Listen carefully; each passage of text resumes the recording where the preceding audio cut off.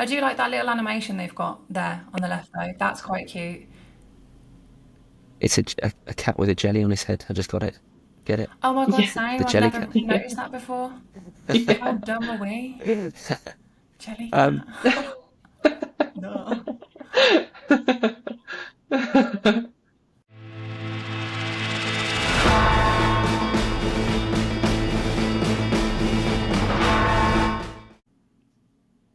Hello, thanks for joining us. If you're new to this series, we are Radiant. We're a Shopify web design and development agency. And in this series, our UX and UI design team take a tour of an e-commerce website and talk about the things that they love about the site and some of the things that they think could be improved and enhanced. So today I'm talking to Leanne and April. They're our design team here at Radiant. Hi guys, Hello. Hey. hope you're both well. Good, thank you. We're good. Good. Today's website that we've picked to have a look at is Jellycat. So that is a brand that sells plushies, little kind of squishy toys. Went viral just a couple of months ago thanks to TikTok influencers showcasing their new soft toys. And I think there was a video that went viral where someone had hung a plushie from their rearview mirror or something. So it became incredibly popular. So we're going to have a look at the website to see if all the extra traffic that they got from that have had a good experience on site, a good user journey. I think actually, Anne, have you got a Jellycat plushie with you today? I do, yes. Little What have you got? guest appearance. A little bit of toast. Nice. So cute. So that's the kind of stuff they sell. It Not is, just for yeah. kids, obviously for grown-ups as well. Cool. All right then. For So everyone. let's get stuck in. So if one of you would like to share your screen and we'll have a look at the site. I think today we're going to start on the homepage. If you guys can pull Yeah. out what you found and talk us through it. Yeah, so I think on first inspection of the homepage, we talked about how the navigation is quite chunky. They've got a lot of information in the nav in terms of different collection pages that they might want to highlight in that top level menu. They've obviously got the logo, you've got the cart, wish list, account area, and search. Because it's on two lines, I think we talked about this with a previous brand, it's quite difficult, particularly on smaller screen sizes. So for example, on my Mac, which is a 13-inch screen, it might be different on Leanne's bigger screen. It's difficult to get all of that information in without pushing that logo onto a secondary line. But I think they could benefit from perhaps reducing the amount of menu items they have, perhaps combining them, simplifying the user journey a little bit, and then popping their logo on the same line. This would just help to reduce that space at the top and increase their real estate space. It means you get more information in the user's viewport. So perhaps you might see the top of some products in the product carousel underneath that hero banner. Again, just helps to reduce that real estate space. Yeah, I agree. I think as well with it having so much white space, it follows down into the mega menu as well. You can see it's on the left and right, and even in between the links here, there's just a lot of space to be played with. We've sort of got this view all link that just looks a bit like it's floating, and I think again that's just because of how much space there is, especially on a larger screen. Yeah, I agree. I mean, white space definitely is important, but I think because you're kind of coupling that mega menu with the top nav, there's just a lot going on, but also not a lot going on. They're not really utilising the space to the best of their ability. Like, there's definitely more that you could do. Yeah, I totally agree. I really like the fact that they've got the accessibility button at the bottom right. It means that they are That, making users aware. that little person, is it? Yeah, when you click on it, you can change things like the text size, the ratios, color if you're colorblind, or there's lots of different things that you can change. You've even got like a screen reader, so if you aren't able to see, it will read out different menu items for you. So it's really nice that they're conscious of accessibility, which is a huge part Yeah. of UX design. Is that something, Leanne, that you've seen a lot of? I must say I've not really seen that kind of detail before. It's not, no. It's mentioned. I've seen it has been mentioned on sites, but I don't think it's gone to this level of detail before, which I think is quite nice. I think a lot of sites could benefit from something like this because, again, it's quite subtle where it's located in the bottom right, but obviously you've got all the options once it's expanded. Okay. Should we have a look at the product carousels. It's nice that they've got some content for the different events coming up, like Valentine's. It's nice that they're conscious of the different campaigns that are going Yeah, out. And I like the imagery. yeah. I was just about to say they've got some nice photography. Yeah, it's really playful. So one of the things I had noticed was the carousels, and I was just looking through them, and I had noticed they don't have any secondary hovers on there, so there's no image as the user hovers over the product card, or there's no quick add. But as I explored the page more, I did notice, if I just take us quickly further down, they have two different styles of product carousels, and this one does have secondary hover, and it does have that sort of quick add. Maybe it would be nice just to have a bit consistency and have them the same. I think this one follows the branding a lot more than the one at the top.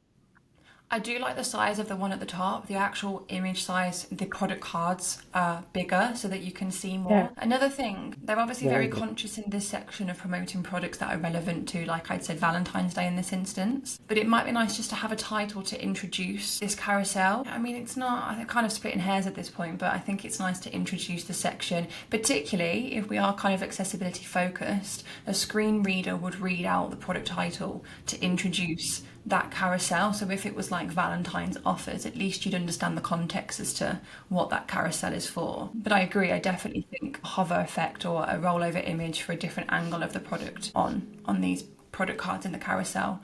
I'd also noticed that actually it's not draggable. Well, it wasn't for me. You can't It's drag the not. carousel.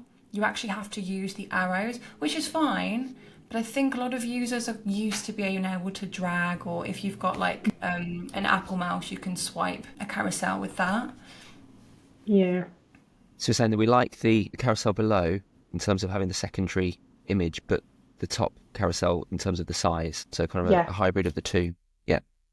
Yeah, Yeah. I think, and also they've got like more information on this carousel. They've got like the tags for back in stock, bestseller. They've got the review star rating and how many reviews. I think that level of detail is really crucial on product cards, but almost like it's difficult because the one above, like I'd said, is bigger, so you can visually see more. Like Leanne said, having the consistency between the two. Yeah. Yeah.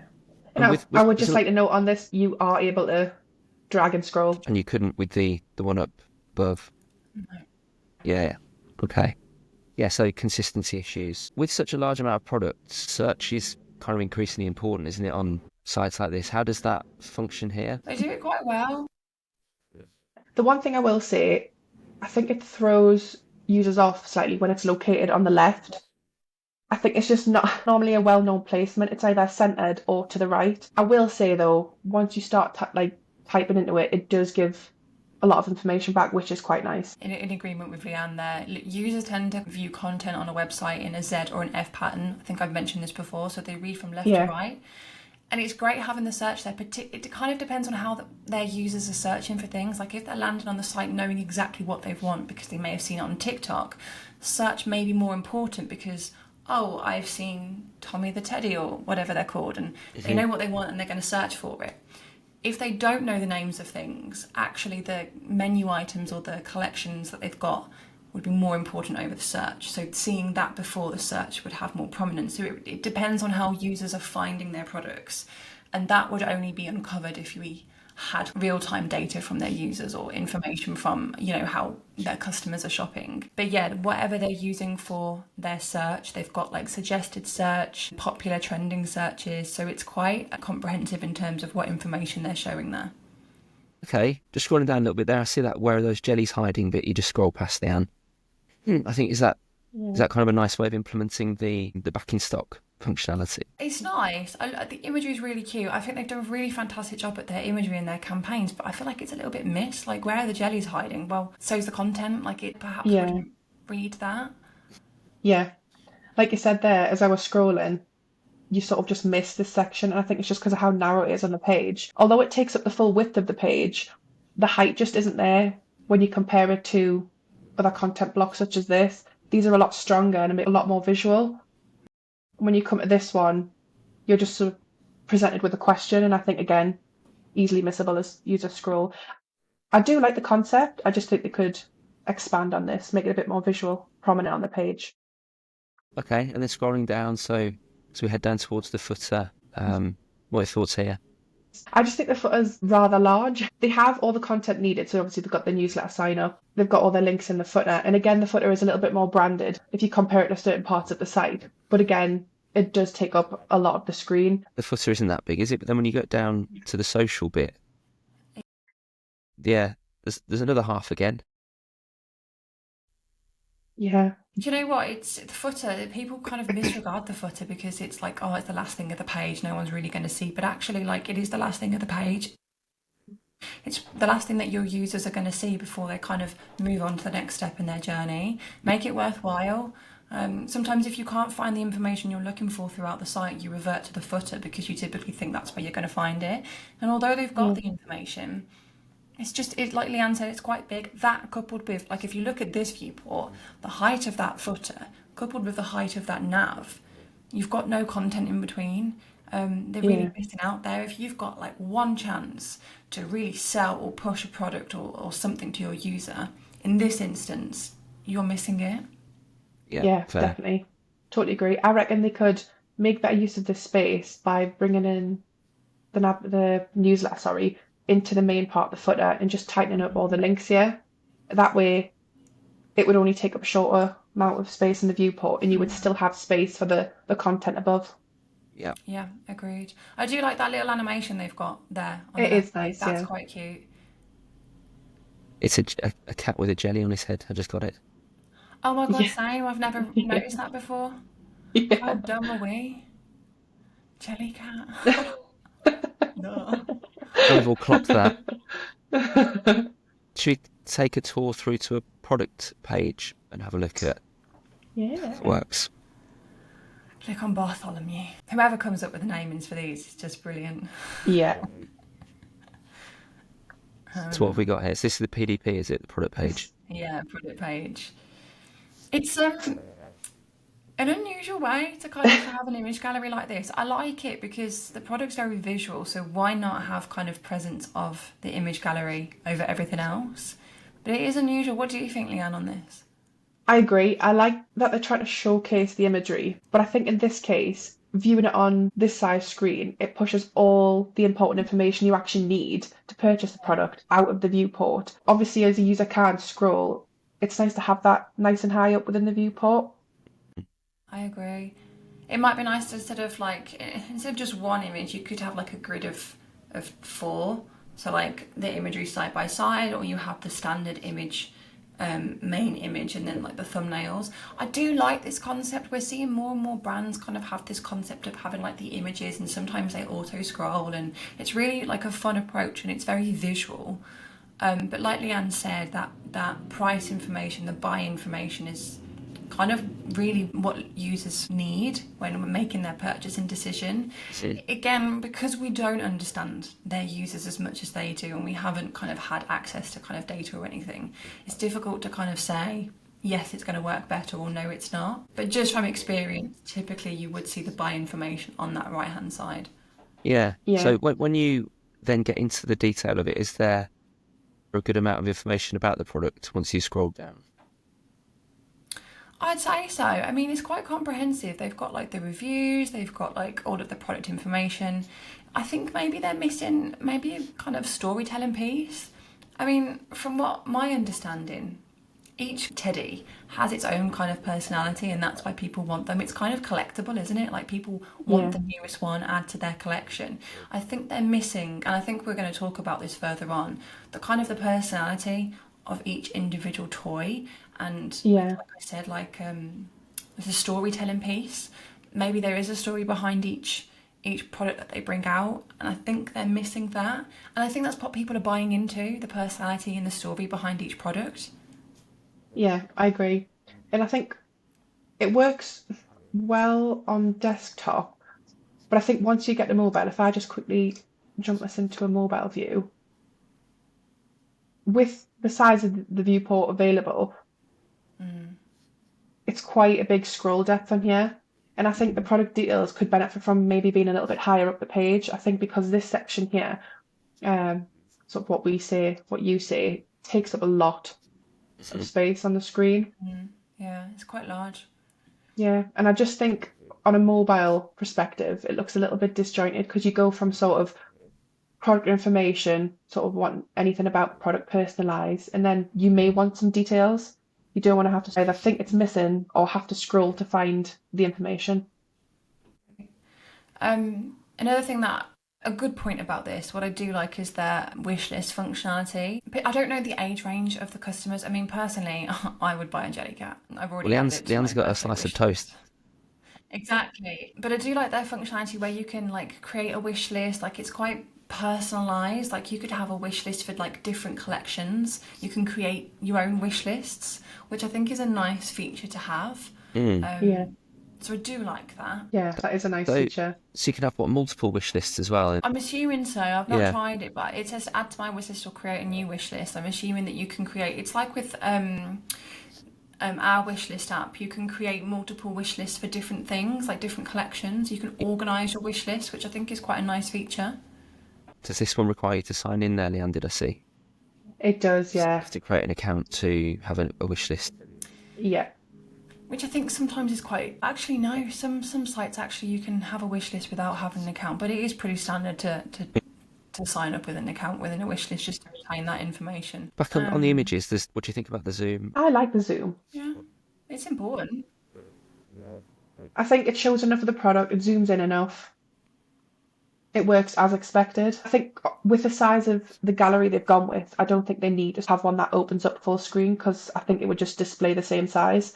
I think overall the site works well. I think there's bits of content that perhaps they're missing out on, like we've talked about on the PDP with kind of that storytelling information. But I think really what they're missing, and a lot of brands perhaps don't realise this, yes, your website is kind of a tool. It's to help sell your products and how you make money and everything else. But I think due to the nature of the products and kind of the nature of the brand, they're really missing out on that branding piece throughout the website. Excuse me. Like the logo, for example, I didn't pick up on. It was an actual jelly on a cat, and that's how the name's come about. I think that it doesn't take much to realise, but never mind. But I think they're really missing out on the overall UI. Like there's so much they could do in terms of creativity and really, like they do in the imagery on the homepage, they've got really nice concepts that are fun and they tell that story. Like you see that cat coming out of the airplane and like different campaigns that they've created. If that was just executed throughout the UI and just fun little elements to really give it that personality, to me, I think that would make such a difference. It would be like a really exciting website to visit and a really great experience overall. Yeah, I think you're totally right. What I noticed as well is if you look at the packaging from Jellycat, they have this really nice illustration that they use.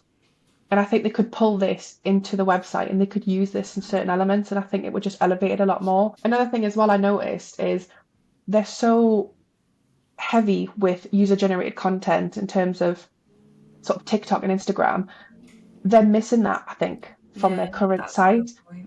So I've noticed as well, especially over the Christmas period, a lot of people were doing like Jellycat swaps. So groups of friends were buying Jellycats and they were doing like a swap with each other and they were posting it online. Oh, I saw that. Yeah, and they could showcase this on their site, and I think it would just push it even more.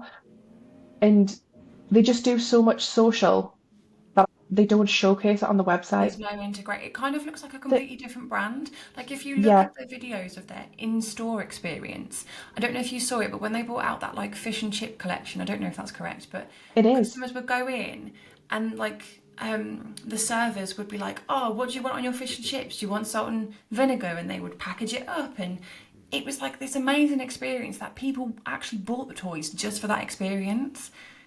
Why not? I mean, I probably would say they probably get more sales from their stores because of that experience, but you could actually translate that into your website and have a really great Yeah. user experience that's engaging and increase your sales and sale generation from your website. Like they're really missing that. Yeah, it's funny you say that because back in November I actually went to London and I went to Selfridges and I seen their section in Selfridges and you could see all the fish and chips pop up and the queue was massive. There were so many people waiting. And that's what I mean, like you said, with that user-generated content, if they promoted that on the website, you'd probably get more attraction going into the stores if people were aware. Like, for example, like if someone's child has said, for Christmas, I really want a Jellycat toy. And so the parent, who may not have social media, doesn't really know, goes onto the website. If they knew of that in-store experience, they'd probably be like, you know what, instead of buying it, we're going to go get it in store so you can have like the full experience. It's kind of like the back and forth, like the link between the two, and it's kind of not speaking to each other at the minute. Yeah, totally agree.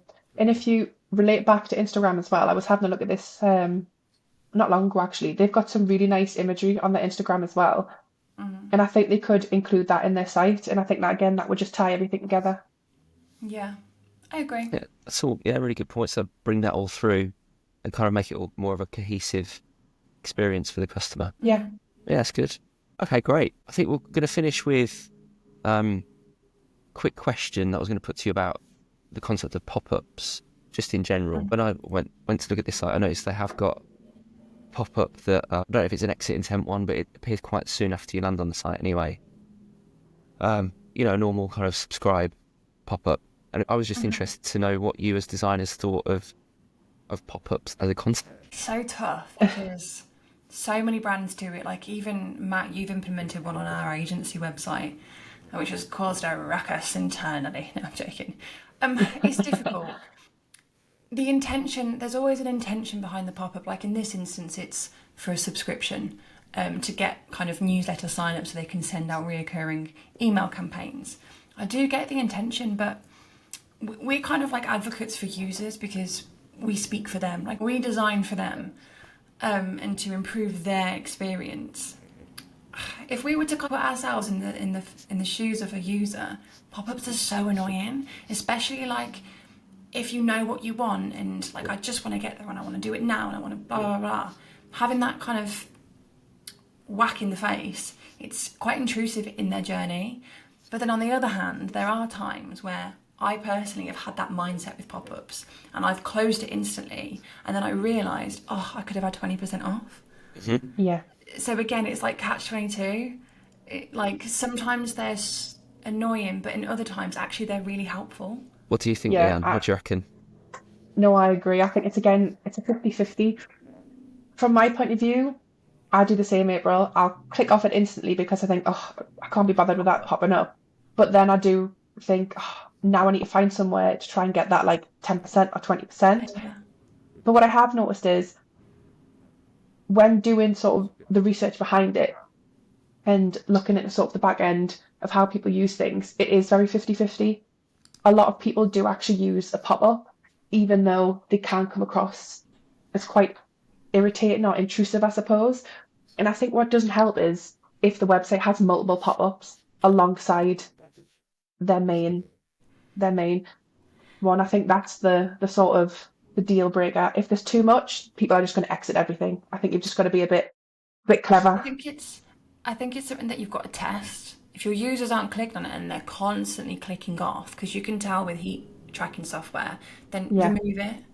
If they're using it, then obviously it's working and you can keep it. I think it depends on your user type and again what the pop-up is for. Some brands, one of our brands, Lando Norris, what they have on their site is they have the pop-up, but if you close it, you actually get a little tab at the bottom of the screen that you can reopen it. So in cases where we've clicked softly on because pop-up annoying, but I've missed out on 20% discount, I can actually reopen it. It's not gone forever. So there are instances where that can still be effective and you can hide it and it's still there. That's interesting. If you're watching this and you've got an opinion on pop-ups, let us know in the comments. So in summary, we reckon use the data, use them sparingly, and maybe they're a bit of a necessary evil and they do serve a purpose. Yeah. Begrudgingly, even though the designers don't like them. I know, I'm saying that for my team. Yeah. But how else could you sign up for Jellycat Joy? How else would you know when new piece of toast is coming out? Sign up in the footer. Yeah, but I don't know. Liam needs to know about a new bit of toast or whatever. Perhaps they'll bring out some butter. On that toast. I need to expand the collection. Pot of jam. Right. Well, I think we should leave it there. It was a good way to end the episode. Thank you both for looking at the site. I think, it was a good one.